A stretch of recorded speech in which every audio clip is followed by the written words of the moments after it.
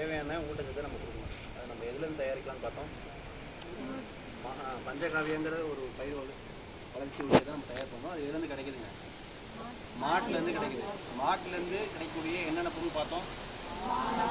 ஒன்று சொல்லுவோம். ஃபஸ்ட்டு பால், பால், அப்புறம் பால்லேருந்து என்ன வருது? தயிர் வருது. இதுக்கப்புறம் நமக்கு என்ன வருது? நெய் வருது. 3 பொருளாச்சுங்களா? அப்புறம் கோமியம், சாணம், தயிர்லேருந்து வரக்கூடிய வெண்ணெயிலேருந்து நெய், 5 பொருள் ஆயிடுச்சா? அப்புறம் எதுக்கு சார் இந்த கரும்பஞ்சாறு வாழைப்பழம்னு கேட்குறீங்க இல்லையா? இப்போ இதெல்லாம் நம்ம தயார் பண்ணி வச்சிட்டோம்னா அதில் அதிகப்படியான நுண்ணுயிர்.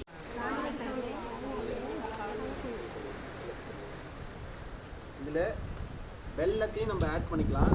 எதுக்காக வெல்லம் ஆட் பண்ணுறோம் அப்படின்னா 6 மாதம் வரையும் இது எத்தனை நாள் ஸ்டாக் பண்ணிக்கலாம்? 6 மாதம் வரையும் நம்ம வச்சுக்கலாம். இந்த வெல்லம் அந்த நுண்ணுயிருக்கு சாப்பாடு, உள்ளே இயங்குது இல்லையா, அதுக்குள்ளே அதுக்கு சாப்பாடு. அது வந்து அப்படியே மல்டிப்ளை ஆகிட்டே இருக்கும். அதுக்கான சாப்பாடு இந்த வெல்லம். இப்போ நம்ம முதல்ல என்ன பண்ணுறோம்? சாணத்தை என்ன பண்ண சொல்லியிருக்கேன்?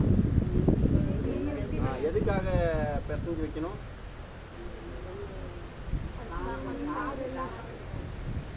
இதுக்குள்ளே நீங்கள் பிசைஞ்சு வச்சு முதல் நாளே நம்ம சுத்தமாக. இன்னொன்று, நீங்கள் சாணத்தை இதில் சேகரிக்கும் பொழுது குப்பையில் கொட்டி வச்சுருப்பீங்களே, அதை எடுத்துகிட்டு வந்து வைக்கக்கூடாது. புது சாணம் காலையில் நீங்கள் மாட்டு கட்டுத்தரைக்கு போனீங்கன்னா பச்சை சாணத்தை எடுத்து சேகரித்து வச்சுக்கணும். சரிங்களா? ஏன் வந்து குப்பை தொட்டியில் சேர்த்து எடுத்து வைக்கக்கூடாது? காஞ்சி போகிறதில்ல. இதில் வந்து ஈலேருந்து பல பூச்சிகள் உடனே அதில் போய் முட்டைக்கும். நீங்கள் அதை தூக்கி உள்ளே வச்சுருந்தீங்கன்னா அதெல்லாம் புழுவாக முண்டும். இப்போ இந்த சாணத்தோடு நம்ம என்ன பண்ணி வைக்கிறோம்? முத நாளே கை வைக்கலாம். ஏன் கை வைக்கக்கூடாது? சுத்தமான குச்சி கையில் ஒன்று. எதுக்காக சுத்தமான குச்சி அப்படின்னா சொல்கிறேன், சாணத்தையே நம்ம கரைச்சி தான் வெளியே தெளிக்கிறோம் வாசலில். அதனால கையில் நீங்கள் குச்சியை விட கையில் கலக்கும்போது உங்களுக்கு நல்லா கலக்க முடியும். இப்போ இந்தமாரி நம்ம கலக்கி முதல் நாளே வச்சிடணும். எப்படி வைக்கணும் அப்படின்னா ஒரு துணியை போட்டு மூடி வச்சிடணும். அப்போ என்ன ஆகும்? இதுக்குள்ளே நிறைய நுண்ணுயிர்கள் ஃபார்ம் ஆகி ஒரு மாதிரி நிறைய அப்படியே உப்புன மாதிரி ஆயிடும். அதுக்கப்புறம் அடுத்த நாள் நம்ம என்ன சேர்த்தணும்? எத்தனை லிட்டர் சொல்லியிருந்தேன் எல்லாத்துலேயும்? இப்போ 1 ஏக்கர் அளவுக்கு அப்படி உள்ள வச்சு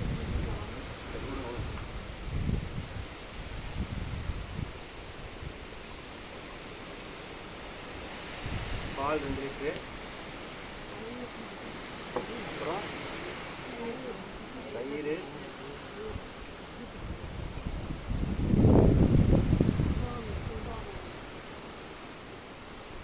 கோமியம்,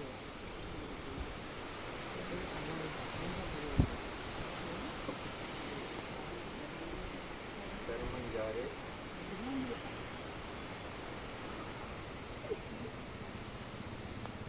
அதுக்கப்புறம் இந்த வெள்ளத்தை கொட்டி நல்லா கரைக்கணும். பழத்தை ஒருத்தர் போய் குளிச்சு அப்படியே கொள்ளணும்.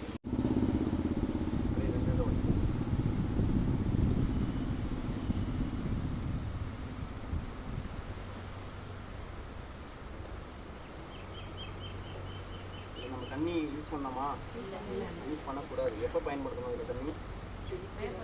ஸ்ப்ரே பண்ணும்போது எவ்வளோ அளவு நம்ம பயன்படுத்தணும்? எத்தனை லிட்டர் தண்ணிக்கு? 10 லிட்டர் டேங்குக்கு. இதில் அதிகமாக 1 மில்லி கூட சேர்த்து பயன்படுத்தணும்னா நமக்கு தாராளமாக நம்ம தானே தயாரித்தோம், வீட்டில் நமக்கு தாராளமாக இருக்குது அப்படின்னு போட்டால் என்ன நடக்கும்? 3 நேரம் நம்ம சாப்பிடுவோம்.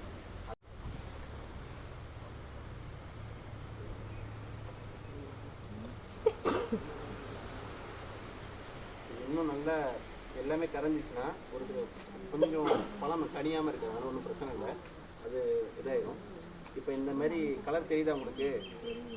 இந்தமாரி பதத்தில் இருந்துச்சுன்னா நீங்கள் வந்து நல்லா தயார் பண்ணி வச்சுருக்கீங்கன்னா அர்த்தம்.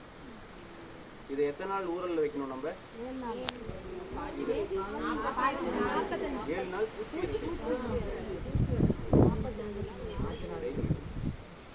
தண்ணி சார்.